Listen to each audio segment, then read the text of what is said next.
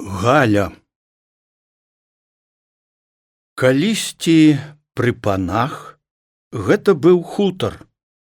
6 дзесяцінамі добрага поля адразу за садам, з новым вялікім гумном, 2 хлявамі і малой старасветскай хатай. Без шчыта яна наўкруг накрытая саломай зялёнай ад моху, нізка насунутай на малыя прыплюшчаныя вокны. Так і глядзела на свет, як сам гаспадар, заўсёды зажмураны Данька стары хамёнак, бязлобая галава якога нібы ўрасла ў зімовую шапку, аблезлы раней, калі верыць старому, гарадскі каракулевы каўпак. Цяпер гэты каўпак недзе яшчэ ўсё валяецца на гарышчы, а сам Данька хамёнак ляжыць на ўзгорку пад хвойкамі і муравой. Ад хутара засталіся толькі сад, скрыпучы журавель над зрубам студні і тая самая хата. У хаце ад усёй хамёнкавай сям'і ўцалела толькі нявестка Галя з дзецьмі, хлопцам і дзяўчынкай. Спакойны жнівеньскі вечар. Сонца зайшло.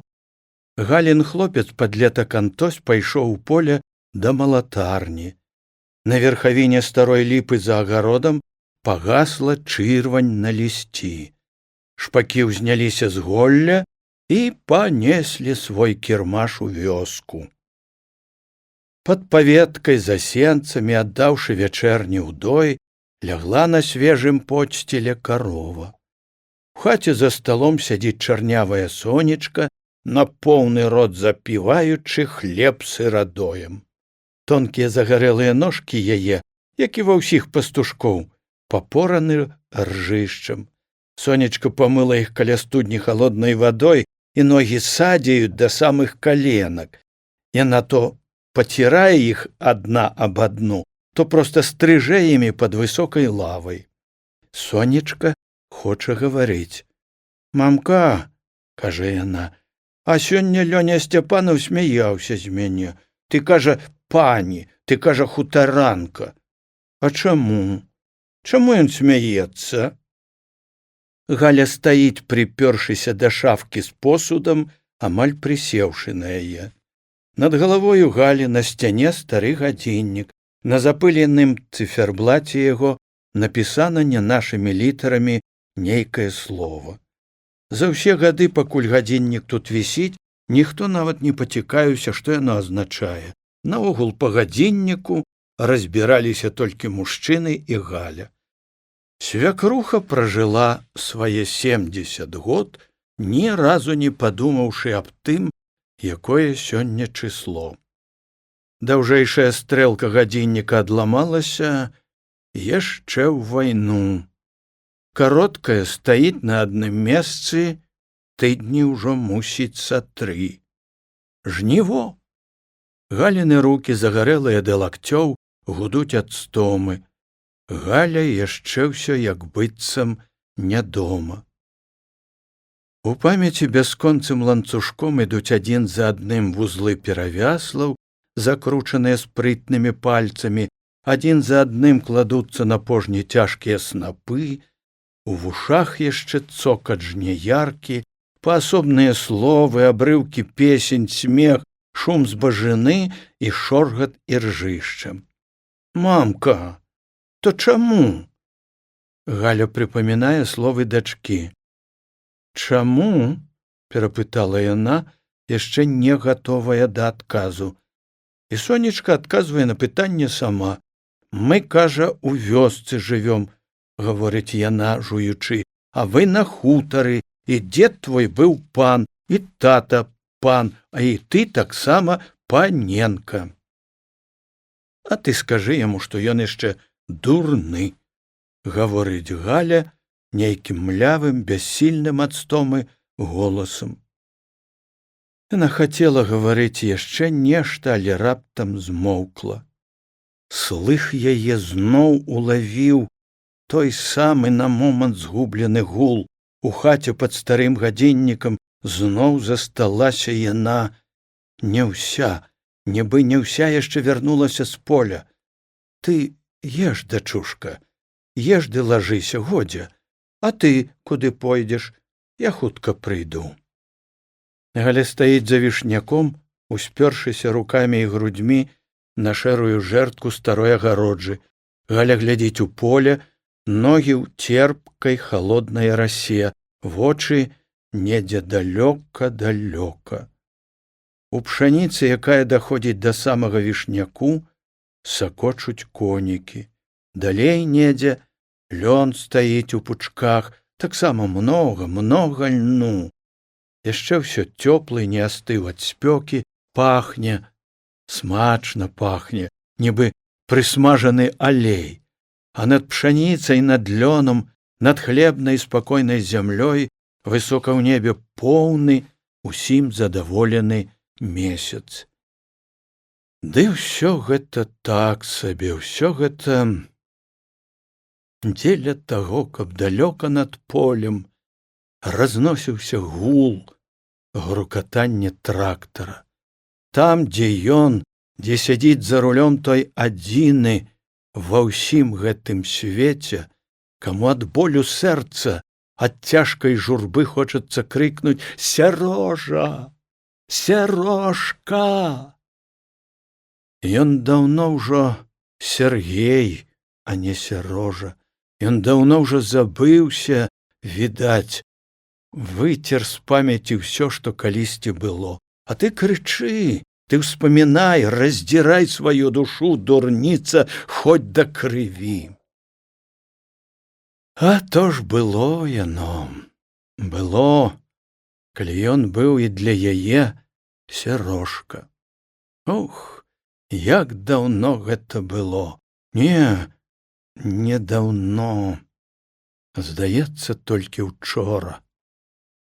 Галя толькі яшчэ на дзеўку бралася, калі ў іх вёску Гаросіцу прыйшлі з Касцюкоў краўцы-кажушнікі, два здаравенныя панурыя браты, абодва ў доўгіх кажухах, нібы ў доказ таго, што не заўсёды шавец ходзіць без ботаў, абодва ў вялізных шапках, нібы па цэлай авечцы ў іх на галаве, абодва ў лапцях і вусатыя. «Дзеўкі, глядзіце, торбы ідуць!» заўважыла іх праз акно адна з дзяўчат-кудзельніц. Кажушнікі сапраўды так называліся: Торба, Цімох Торба і Тихан Торба. Мала ведаючы іх, не пазнаеш, каторы Тихан, каторы Цімох. І нейкі хлопец з імі, дзеўкі, гвалт, даль бог, харошанькі, з гармонікам. І праўда, з кажушнікамі ішоў дзяцюк. Проста хлопчык, у кароткім кажушку, у ботах з гармонікам за плячыма. Адна з дзяўчат пастукала галоўка верацяна ў акно. Ён, вядома, пачуў, азірнуўся, змахнуў рукою і стаў, засмяяўся. «Добры дзень!» Можа, нават зайшоў бы ў хату, ды вось адзін Торба, што ішоў з драўлянай планкай метрам у руцэ, азірнуўся, таксама нешта сказаў, і хлопец пайшоў. Дзіўным здалося дзяўчатам, а потым і ўсім у Гаросіцы, што у аднаго з гэтых торбаў ды можа быць такі сын, такі беленькі, спрытны, но зусім нібы чужы каля тых двух вусатых здаравілаў. Ён быў іхні пляменнік, сірата з далёкай вёскі. Завуць Сергей, а прозвішча таксама дзіўнае, як у дзядзькова, але прыгожае. Юрачка. Вельмі ж да твару яно Сергею. Так яго і завуць. Хто Сярожа, хто Юрачка. Спрытны быў, вясёлы Юрачка, харошы. Дзядзькі яго вялізныя, а ўсё ж улазілі яны ў найменшую хату. Здымуць шапкі свае, кажухі, застануцца з аднымі вусамі, прысядуць да стала, толькі сапуць над аўчынамі. Так і жывуць на свеце моўчкі. А Юрачку ў кожнай хаце было цесна. Вядома, не адзін з гармонікам. Часамі нават да вечара не можа датрываць. Уваткне іголку ў кашулі на грудях, закруціць нітачку, азірнецца на дзядзькоў, ды за свой інструмент. Усё рабіў спраўна. Гармонік у яго не так сабе, а ў цётчыну хустку закручаны. Разгорне хустку, гармонік ажно зіхаціць, а расцягне яго, раздасца кожная хата. 1-2 танцы прайграе, дзядзькі маўчаць. Пасля старэйшы торба ці мог той, што з метрам хадзіў, прагудзе: «Можа, годзе, Сяргей, можа, людзі не любяць». У адказ на гэта Юрачка крута з разгону паварочваў вальс на Мікіту. Людзі, што ў хаце былі, здаецца, ураз памаладзелі. Дзяўчаты, тыя адразу гатовы былі рвануцца з прасніц ды замяцеліць падоламі. Сам гаспадар, калі ён не зусім стары, пачынаў непрыкметна паварушваць пад лавай наскамі ботаў ці лапцей. Нават бабка, што памятае прыгон, і тая высоўвала з-за коміна галаву. А Юрачка патрасаў, як жаўранак чубам, і ўслед за музыкай падпяваў: «А Мікіта жытавее, Мікіці хаму кусее, Мікіта, Мікіта, клінам шуба пашыта». Молада, хораша, звонка спяваў гарманіст. Толькі дзядзькі маўчалі, нават шыць не спыняліся. Ды таксама не скажаш пра іх, што не рады, асабліва ведаючы, што і гармонік Сяргею купілі яны. Вясёлы месяц быў тады у Гаросіцы. Танцы, песні штовечар. Шкада, што не хапіла ў іх аўчын на ўсю зіму. Ой, мамачка, для ўсіх вясёлы, а для Галі, і не кажы. Всё гэта было. Цяпер над полем ціхі поўны месяц. Галяны ногі ў халоднай расе, плечы стынуць пад тонкай сукенкай, а трактар гудзе і гудзе. Не пакінеш яго, не забудзеш, што гэта Сярожа, яе Сярожа. Божа мой, як гэта горка, балюча ад думкі такой. А ён жа быў яе, яна была яго, яны так хораша, так многа цалаваліся. Ды нямнога, а тыдзень адзін, а ў тыдні ж толькі 7 начэй. Спачатку любіла Галя адна, баючыся сама сабе прызнацца ў гэтым, саромеючыся лішне пазіраць на яго, каб не падумалі ды не пазналі. Яна была наймалодшая ў іхняй дзявочай кампаніі, сірата з самай беднай у Гаросіцы хаты Марылі Парабчанкі. Так іх і называлі спрадвеку парабкамі. Бацькі ў Галі не было, ніколі не было, хоць ён і жыў недзе, а можа і сёння жыве, не думае нават аб тым, што ёсць у яго дачка. На пашы дзеці лаялі яе брыдкім, бязлітасным словам «байстручка». Ды з часам гэта слово абвалілася з яе, як шалуха. Прыгожай, спраўнай вырастала Галачка. У беднай сіраты добра, хораша ў песні пяецца, толькі чорныя бровы, затое бровы шнурочкам, вялікія карыя вочы, маленькія спрытныя рукі і лёгкія ножкі. Чырвоная хусцінка з вышытымі над ілбом пшанічнымі каласамі, неяк па-свойму, непаўторна завязаная на чорных густых валасах, была ў сірочай красе тым нечым вельмі важным, вельмі ўдала знойдзеным, з-за чаго вар'яцелі бадай усе гаросіцкія дзецюкі. А пойдзе ў танец, Галачка! Пастой ды паглядзі, Спачатку Юрачка толькі глядзеў і рэзаў на гармоніку амаль без адпачынку. Вядома, гуляць пад добрую музыку кожны ахвочы, а падмяніць Сярожу не было каму. Ды вось в адну нядзелю прыйшоў з суседняй вёскі Качаны Іван Чарнагрэбень, які таксама мог іграць. Гэта быў ужо пажылы кавалер, падпольшчык. 6 год прасядзеў у турме, толькі ў гэтую восень вярнуўся. Маладзейшыя хлопцы ў Гаросіцы і асабліва дзяўчаты, хоць ён быў просты такі вясёлы, з пашанай і неяк міжвольна, не змаўляючыся, гаварылі Івану «вы». На той час свайго гармоніка Іван не меў. Пакуль сядзеў у турме, маці прыйшлося крута, і сын напісаў ёй прадаць трохрадку на хлеб. Толькі пасля даведалася Галя, што Сярожка ўжо быў знаёмы з Чарнагрэбенем.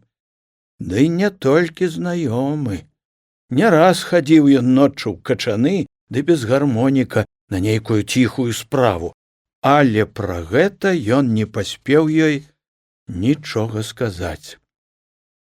Цяпер, калі Юрачка паставіў на калені Івану свой гармонік, абодва яны па-свойску усміхнуліся, адзін з просьбай «Мо рэзнеце, Іван Сцяпанович, на радасць ды на лёгкі скок працоўным», другі ад нейкай не па ўзросту Івана маладое ўцехі «Рэзну, браце, даўно ўжо не рэзаў». І Чарнагрэбень рэзнуў. Не зусім яно так, як Сергей, ды ўсё ж полечка Галка пайшла з-пад карча па-сапраўднаму. Юрачка страсянуў галавой, устрапянуўся, як выпушчаны са жмені верабей, паправіў паясок на сваёй вышыванай кашулі і рушыў у кут, дзе сядзелі дзяўчаты, і хата, поўная хата людзей, насцярожылася. «Мяне возьме, мяне!» засвяціліся вочы, забіліся сэрцы дзяўчат. А ён падышоў да Галі. Проста і спрытна, як ён рабіў усё, Сярожа пакланіўся, з усмешкай, вядома, такой, што ў ёй і просьба, і радасць. «Ну, нарэшце мы пойдзем!» І вось яны выйшлі ў круг, абняліся. Мужчыны прыўсталі з лаў, маладзіцы націснулі з кута на сярэдзіну, моладзь нібы стаілася ў чаканні нечага, што ўбачыш не вельмі часта. Дачакаўшыся так-то, Юрачка тупнуў, і завірылі.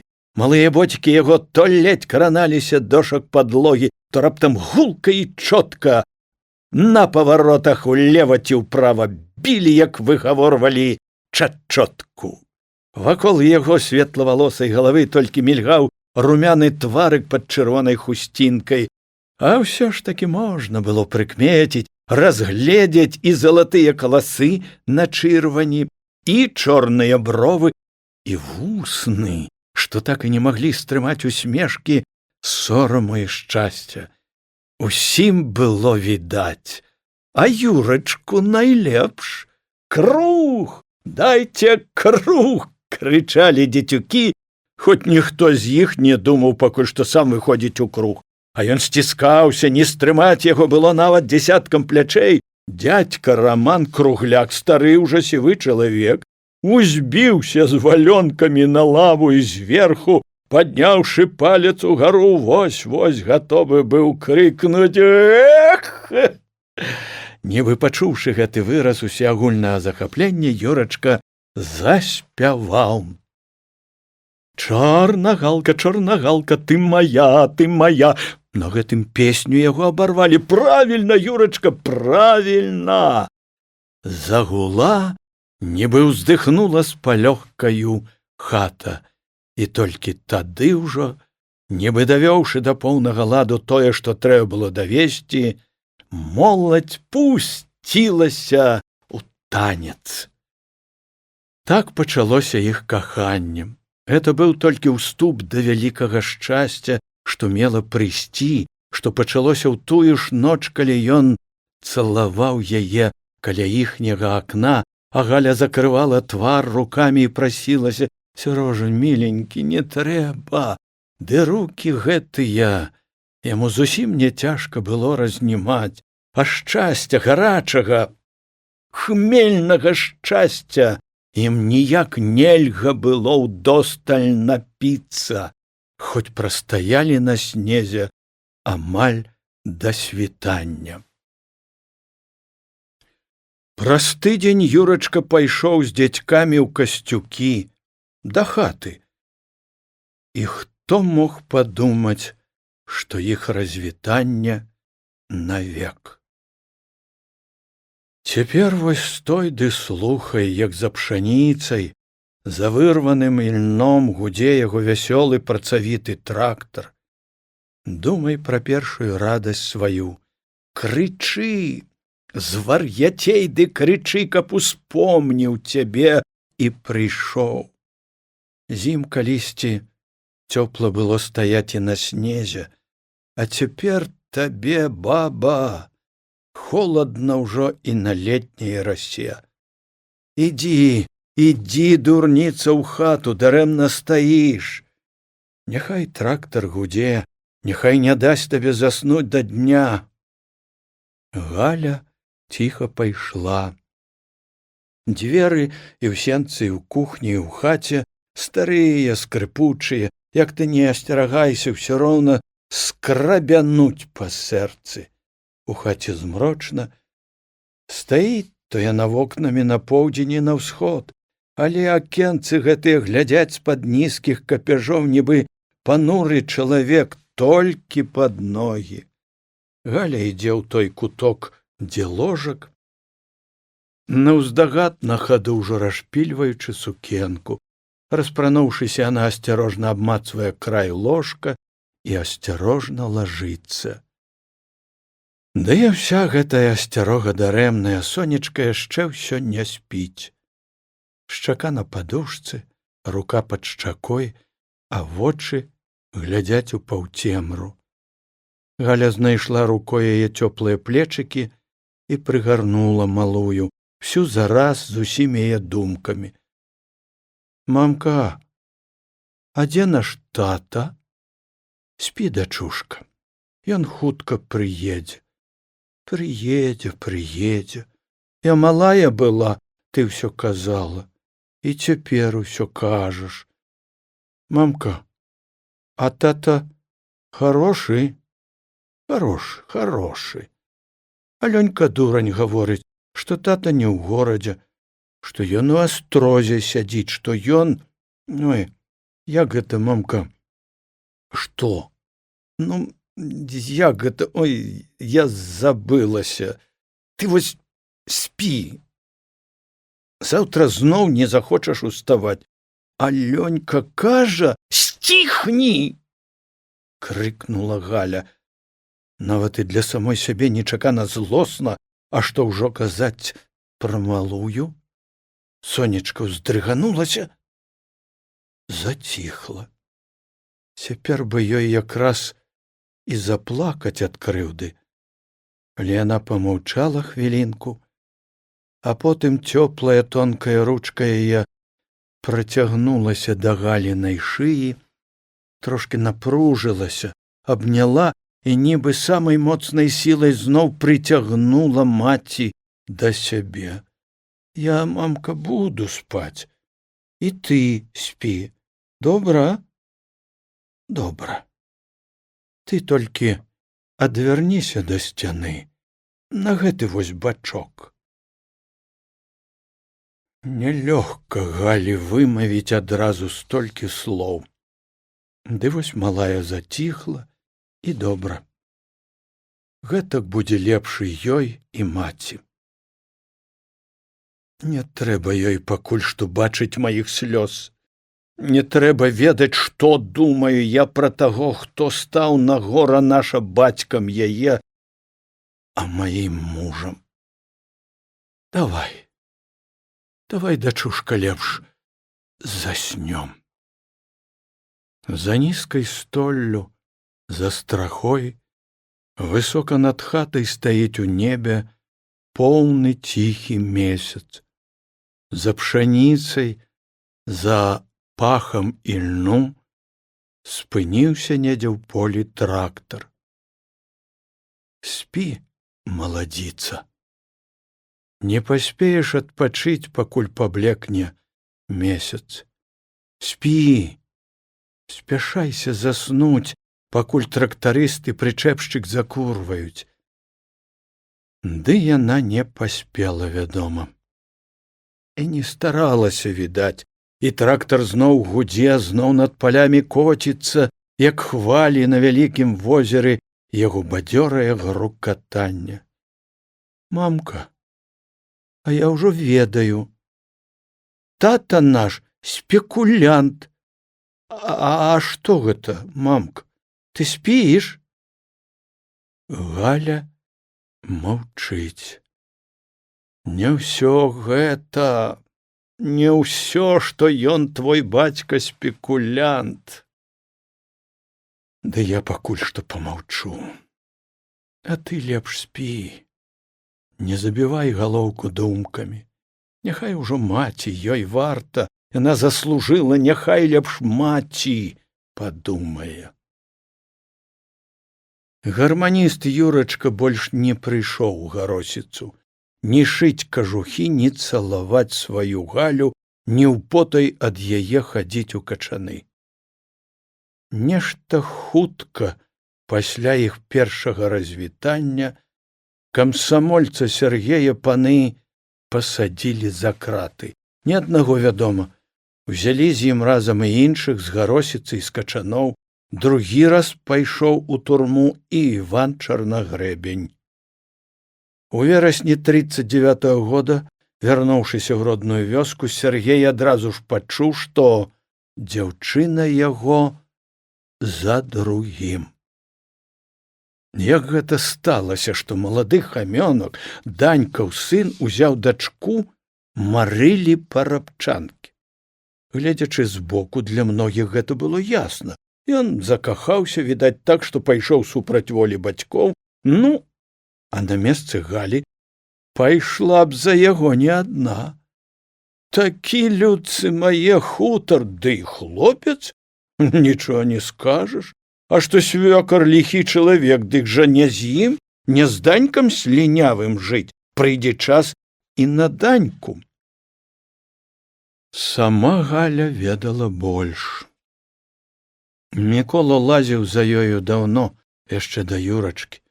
Гаворка пра арышт Сергея і Галіны горкія слёзы былі днямі ягонай радасці. Спачатку яна, вядома, і гаварыць не давалася, а потым смутак патроху заглух, а Мікола налазіў, што вечар, то больш, нават плакаў і страшыў, што кончыць зарэжа і яе і сябе. Заступіцца не было каму. Пра гэты замуж шчаслівы трубілі не толькі чужыя, і сваякі, маці была на яго Міколавым баку. Першы раз ён узяў яе ледзь што не сілай. Адразу свет завязаў. Заставалася толькі плакаць і моўчкі ісці за ім, у ім шукаць паратунку ад ганьбы. На Данькаў хутар яна прыйшла яшчэ з дзявочым выглядам. Калі ж маладзіцы ўжо нельга было больш схаваць таго, што стало прыкметным раней, чым у хаце чакалі, свёкравым вечным зудзенні толькі і чуваць было: байстручка, жабрачка, няўдаліца. Апошняе слова ён разумеў па-свойму, яна была і спраўная, і працавітая, ды гэта ўсё не тое. І жыць, і працаваць трэба толькі таму, каб быць багатым. Хамёнак жыў для гумна.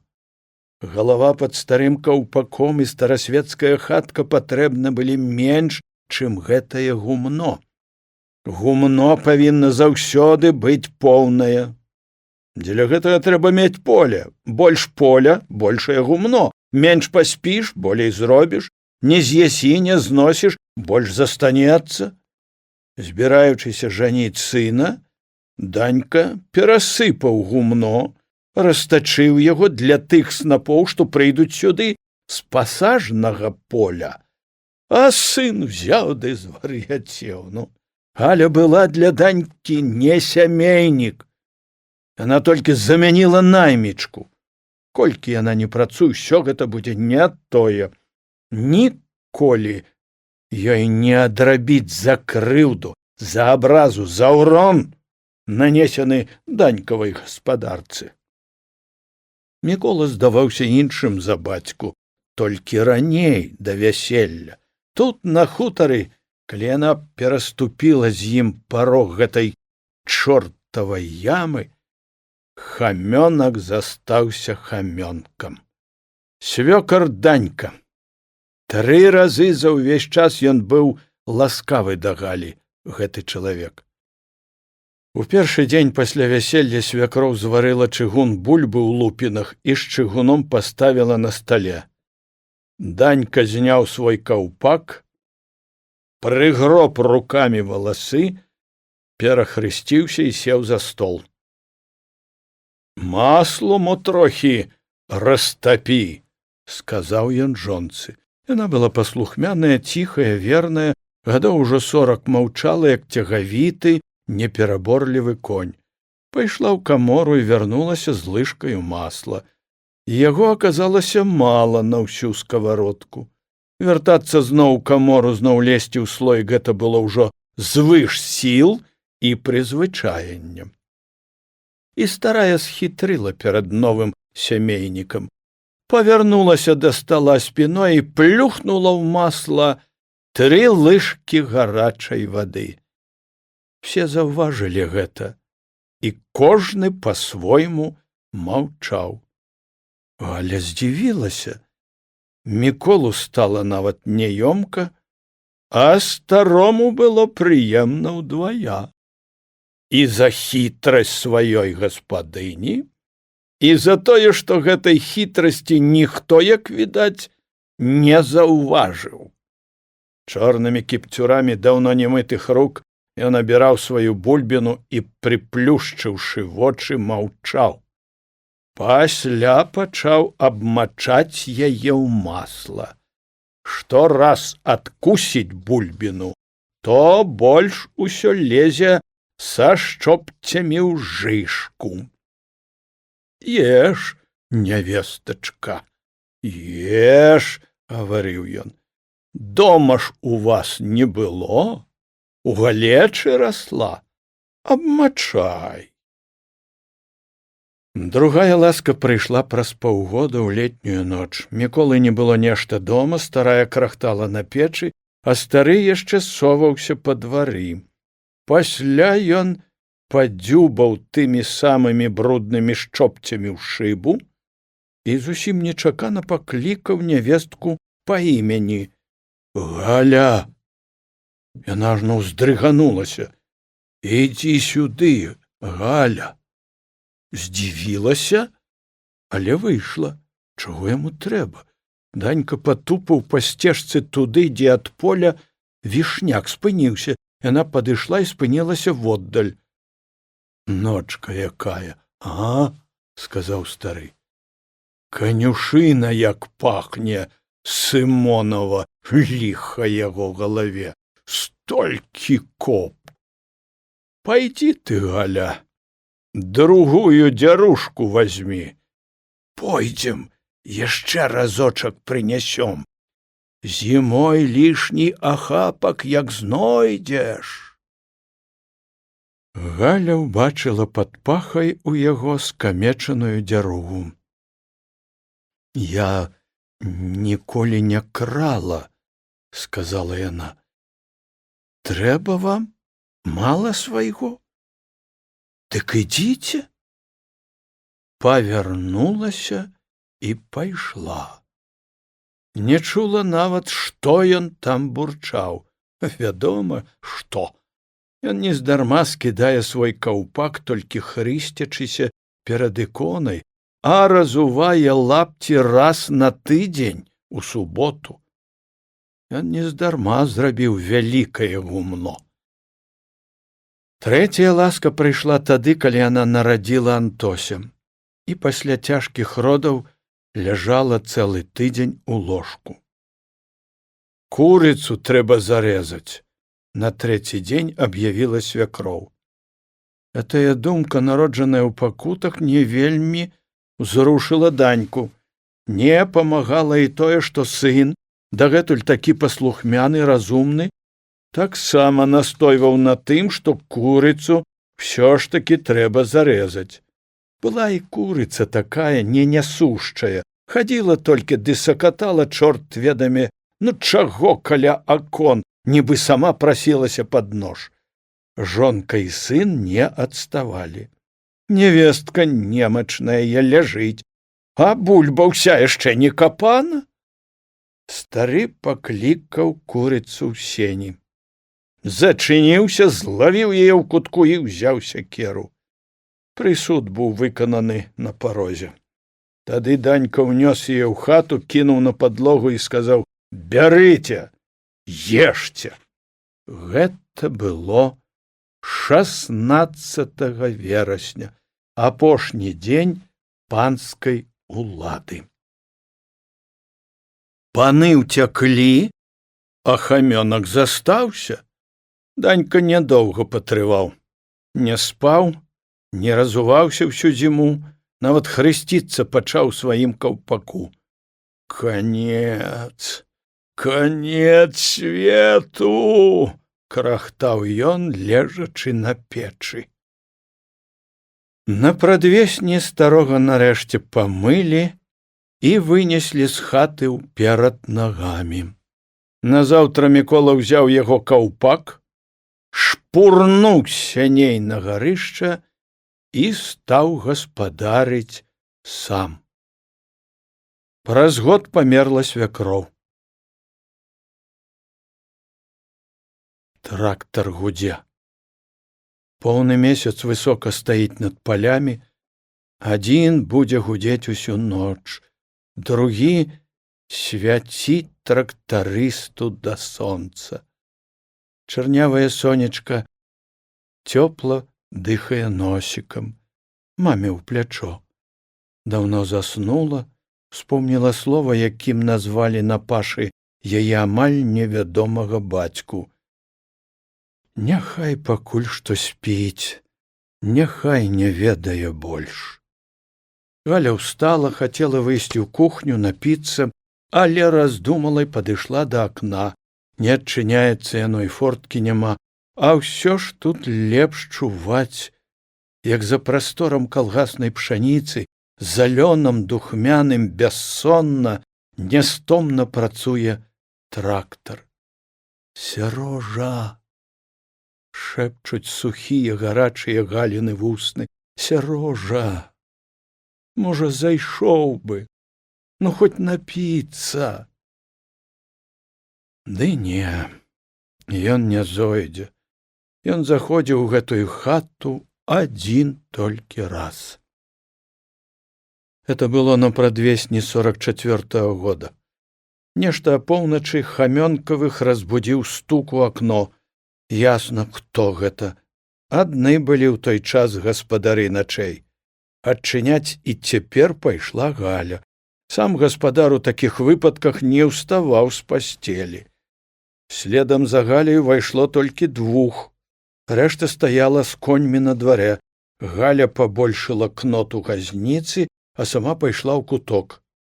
Яе справа закончана, гаспадар будзе гаварыць сам. Добры вечар. Што? Хворы? Спытаўся адзін з партызан. Ды так, таварышы. Ай, няхай яго немач, сэрца. Не, яно, каб сказаць, язва. У мяне, таварышы. Што ж, душа па радзіме баліць? Ляжы, ляжы, я ведаю, ты спраўкі хочаш паказаць. Партызан уключыў электрычны ліхтарык, і гаспадар заморгаў у святля. Все нормально, сказаў партызан. Хвароба працякае правільна, барада запушчана, боты схаваны, самагоначка ёсць. Мікола зразумеў гэта па-свойму. Ды недзе кропля ёсць, таварышы. Добра, што вы напомнілі. Ляжы, ляжы, хамёнак. Не ўставай. Няхай пастаіць самагонка твая. Заўтра заедуць бобікі, а можа, з імі і сам пан фельдфебель. А нам твае танцы ды спевы не трэба. Ух, вахлак! Вось вы не верыце, таварышы! Ты што нам верыць мы бачым? Перабіў яго партызан, бачым цябе наскрозь. У нас, брат, дакладна запісана ўся гісторыя тваёй хваробы. І барадатай, і безбародай. Ты ўсюды ўсё адбываеш сваёй самагонкай. Народ абліваецца кроўю, а ты віляеш, як сука, і нашым, і вашым. Ды што нам з табой гаварыць? Дзе каштанка? Пад'ём! Хамёнак усё яшчэ цяжка, не збаўляючы выгляду хворага чалавека, узняўся і сеў на ложку. Галя, дай мне валёнкі. Яна не хацела выходзіць з кутка. Хацелася нават шпурнуць іх, гэтыя знарок і рваныя валёнкі, у гэтую рыжую знарок запушчаную бараду. Хацелася проста заплакаць ад крыўды і сораму, аднак яна ўзяла з печы валёнкі і панесла іх перад сабой, каб хоць гэтак, хоць трошкі даўжэй не паказваць людзям, ад каго яна зноў зацяжарала. На, сказала яна адно слова, якое здолела вымавіць. І тады ён сярожа сказаў: добры вечар, Галя. І ты ад нас хаваешся.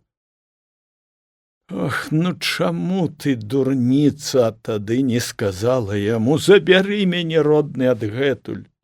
Чаму не назвала яго тым іменем, якое даражэй табе за ўсе на свеце імёны, Сярожа? Ну чаму? Ды таму, што і мову табе і слёзы адняло ад жалю да сябе, ад сораму. Добры вечар, сказала яна, апусціўшы вочы. Вельмі добра, што пры газніцы было цемнавата, што ён не асвятліў яе ліхтарыкам, відаць, хоць трошкі яшчэ паважаў ён яе, калі ўжо не Галю сваю, дык жанчыну. Яна не пайшла за імі ў гумно, засталася ў сенцах на парозе в адчыненых дзвярах. Хутаючыся у незашпілены кажушок, яна чула, не чула, а прагна слухала маладую гутарку вольных, шчаслівых людзей. Вся хамёнкава хітрасць аказалася тут проста смешнай. 2 дні выскубаў ён у тарпе саломы схованку, 3 месяцы пакутавала ў цемры раскормленая жарабіца, а тут адзін з гэтых хлопцаў пастукаў, відаць, у вядро і нібы поп прамовіў: дзе ты там, грэшная душа? Выходзь на Божае святло. Каштанка зафыркала ў адказ, і гэтае фырканне пакрыў вясёлы смех і гоман на таку. Ён, хамёнак, яшчэ ўсё ныў. З выгляду яна і праўда, як быццам нічога, ды падла без ног. Адже та в неї дійсно тільки 4 ніжки. Хлопці, почувся приємний голос одного з тих жартунов, що хорошо, відать, співають. Українець. Так що, товаришу узводний, говорив він, моя біда, а ваш наказ залишиться, мабуть, у сілі. Я конячку сідлаю, так? Сядлай, Артем, тільки хутчэй. Пачуўся голас Сярожы. Ён камандзір, я так і ведала, міжволі з радасцю падумала Галя. Тым часам той весялун, каго звалі Артёма, узняў з невялікага каня сядло і перанёс яго на іхнюю каштанку. Хе-хе-хех, здоровенькі були, ластівко, сказав він. А мого чалого ти борода бери. Тільки не в яму цю постав. Прийду, побачу, як ти його голодуватимеш. Він заслужений кінь. Ну, Господи, благослови. Хлопець поставив стремя на гум, і ось на світлому фоні снегу вырос над їхней каштанкой его силуэт. Настроненная поводами жарабіца затанцавала па прыгуменні. «Прощай, борода!» — почуўся яшчэ один голос. «Ты, кстати, эту пакость сбрей! Мы как-нибудь зайдем, проверим.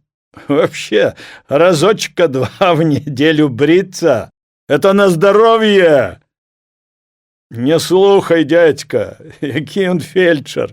Ты лепш пчол, пчолу ёй разведи. Точно, метку не будет, но заснуть не дадут. Поехали!» Знов почуўся голос Сергея. Яны поехали, а хамёнак застаўся. Пакінуты стомлены канюк, якога ён трымаў за павады, узняў галаву, заржаў. Неяк сумна, балюча, услед іх маладому смеху, цокату мноства падкоў па аблыселым бруку дарогі. «Не плач! Ідзі лажыся, чаго ты!» — гудзеў хамёнак з-пад коўдры. «Ты думаеш, што мне яе не шкада? Такая ліха ім кабыліца! Пайшоў ты к чорту!» — сказала яна і полезла на печ.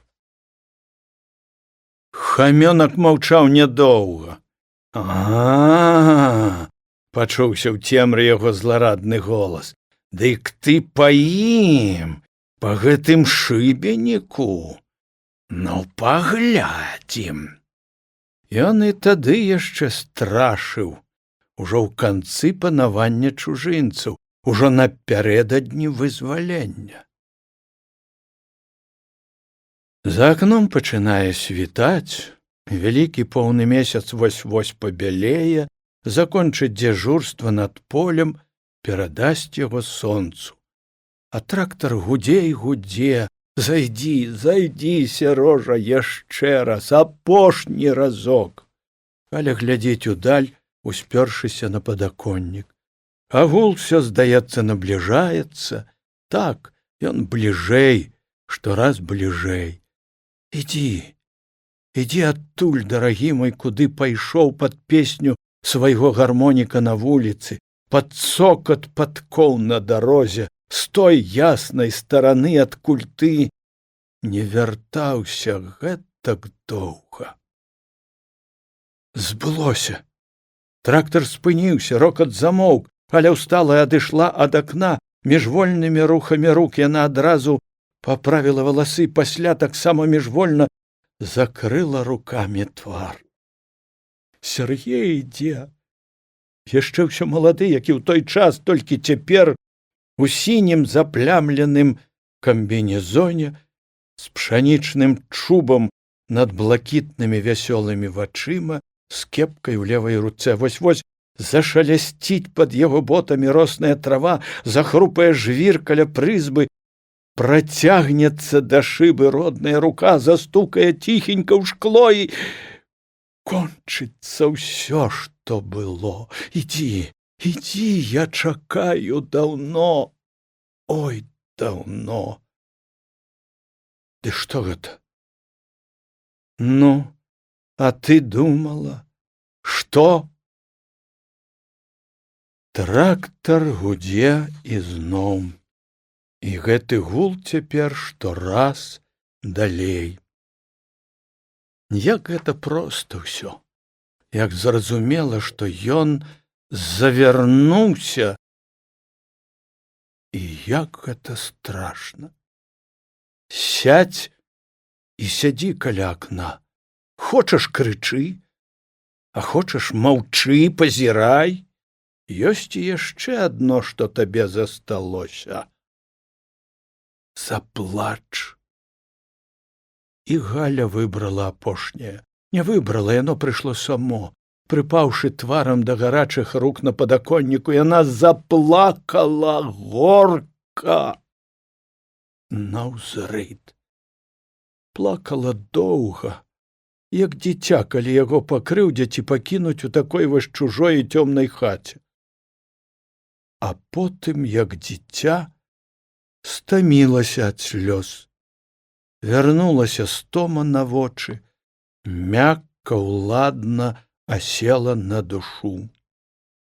Жняя заснула. А трактар гудзе і гудзе.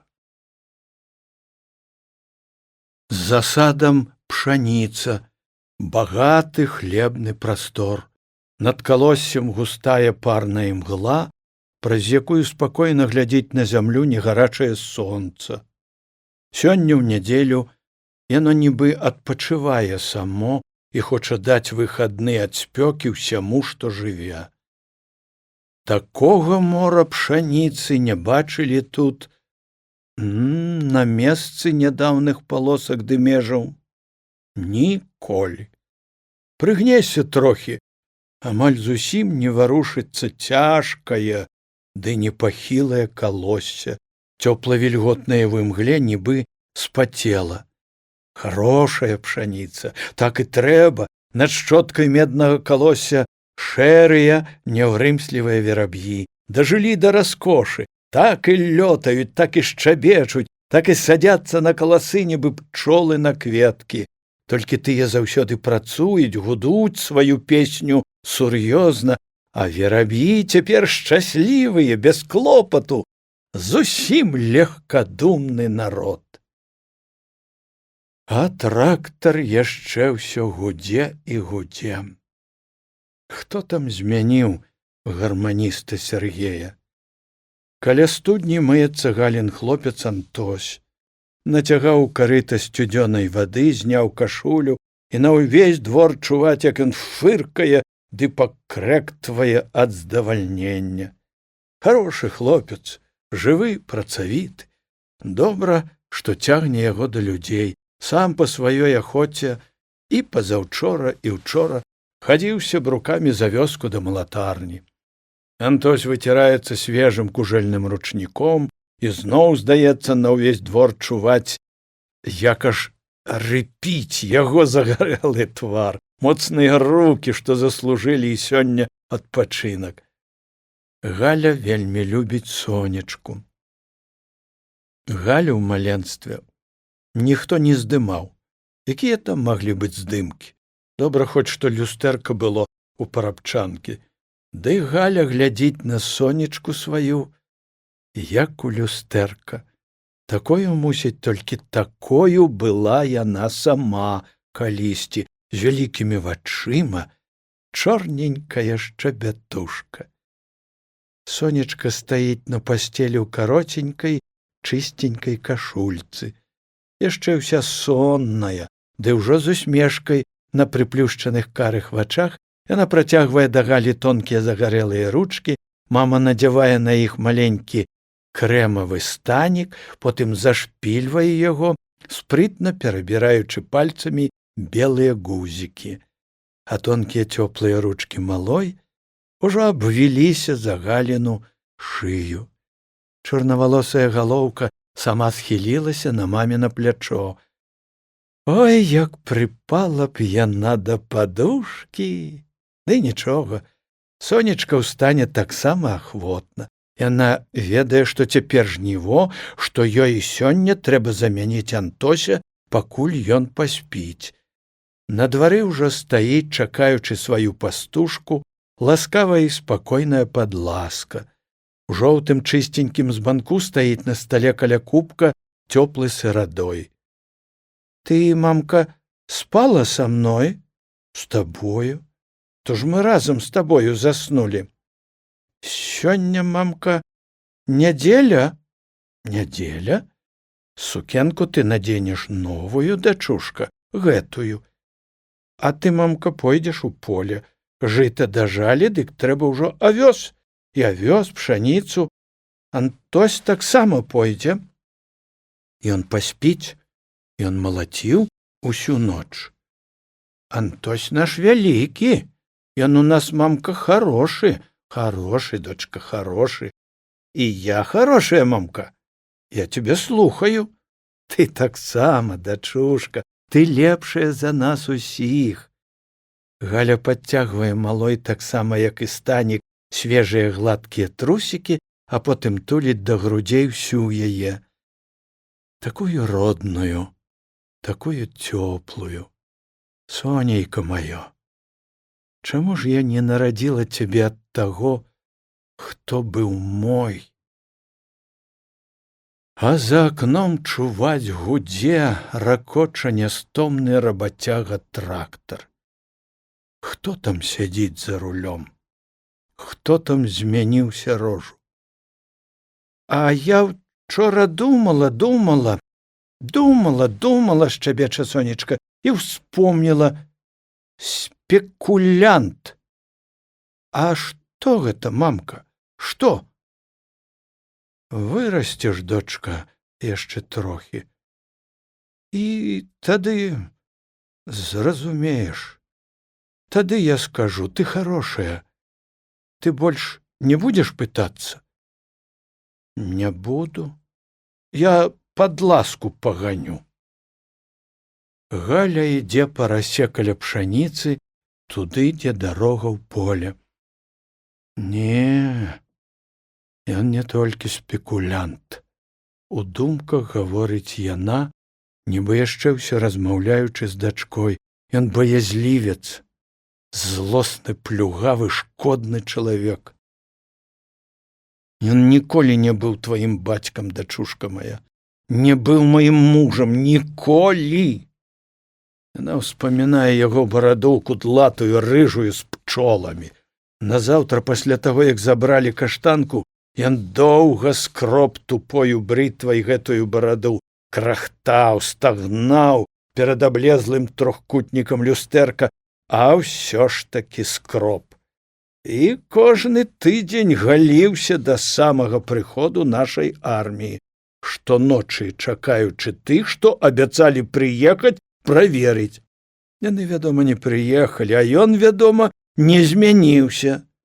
Пайшоў на фронт. Ну, прастрэлілі трохі руку. Куды ён толькі не тыцкаўся з гэтай рукой, каб давесці, што ён за савецкую ўладу. Куды ён толькі не ездзіў на свае гешэфты, Стоўбцы, Баранавічы, Мінск. І вось сядзіць, даездзіўся, дабурчэўся. Можа, нядобра гэта, што яна не шкадуе яго? То ж бацька дзецям пражылі столькі год. Ды не шкадуе. Ні разу нават, здаецца, не падумала. А трактар гудзе! Хутка знікне імгла, і за пшаніцай, за лёнам адкрыецца чорны прастор свежай духмянай раллі, стане відаць, колькі за ноч узняў зямлі яе Сярожа. А можа, гэта ён яшчэ сядзіць за рулём? Не ён. Нават трактар ракоча не там. Не даходзіць у сэрцы яго несціханы, бязлітасны, добры, любімы гул. Не ён, нехта ідзе па дарозе. Божа мой! Ён! Галя хацела рвануцца, пабегчы туды, але спынілася глядзіць. Сярожа ідзе без шапкі, в сінім расхрыстаным на грудях камбінезоне, такі самы, якім яна нібыта бачыла яго праз акно. Не, ён не ўбачыць мяне, не цяпер. Яна сышла са сцежкі ў пшаніцу. Сергей ідзе і не бачыць над калоссем яе галавы у белай хустцы пад колер імглы. Ды ён сюды і не глядзіць. Толькі толькі на яго. Услед яму глядзяць Галіны карыя сумныя вочы. Верніся ты хоць як-небудзь назад, моя хорошая, моя загубленая маладосць, верніся. Заспявай мне вясёлую песню пра чорную галку, якая яшчэ ўсё твая. Зірні мне ў вочы, і я сама падпалю гэты хутар, вазьму дзяцей, пайду з табой усюды, куды скажаш. А пшаніца, якая пшаніца навокал, густая, чыстая, высокая, так і трэба. Галя яшчэ не думае пра гэта, толькі адчувае. Мазольная спрытная рука жнеі пайшла па каласах, і пяшчотныя дотыкі іх разбудзілі ў душы пачуцці светлай, хорошай палёгкі. Иван Степанович, дядька Иван, поможите мне, дядька. Галіны вусны шэпчуць гэта, як даўно завучаныя словы, і дядька Иван, разумны Иван Степанович, той самы Иван Чарнагрэбень, падпольшчык і гарманіст у мінулым, цяпер старшыня іх калгаса, глядзіць на Галю з-пад густых, ужо як быццам сівізной брывей. Что ты хочаш, Галина? Дядька Иван, я не хочу там жить. Возьмите вы мяне назад у нашу вёску, зрабіце мне хатку, і мы з Антосем адробім. Заўсенька адробім. Здыміце з мяне яго прозвішча, дядька Иван. То ж вы і самі ведаеце ўсё, хто ён, хто я і хто мае дзеці. Не плач, Галіна, не трэба. Уладзім. А Галя плача. Ідзе па дарозе і плача.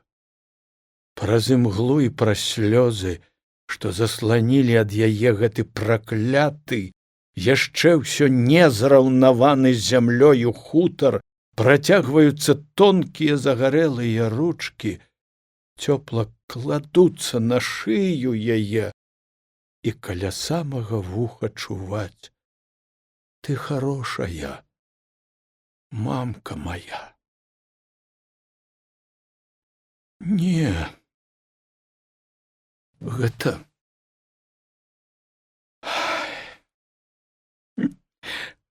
ты, хорошая. Ты, сонейка маё.